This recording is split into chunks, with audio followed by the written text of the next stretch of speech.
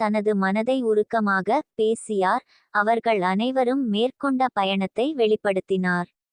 அவர் உண்மையின் முக்கியத்துவத்தை மற்றும் கடந்த காலத்தை எதிர்கொள்ள வேண்டிய தைரியத்தை வலியுறுத்தினார்.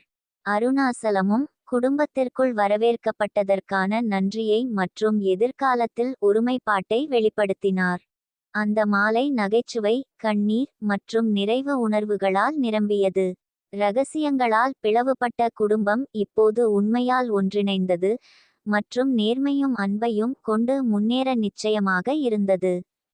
பின்வரும் நாட்களில் சித்ராணியின் திருமண திட்டங்கள் திரும்ப தொடங்கின.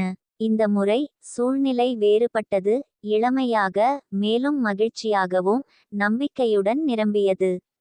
விதாசமனும் அருணாசலமும் பாதுகாவலர்களாகவும் நம்பிக்கை துருவங்களாகவும் இருப்பது உறுதி செய்தனர்.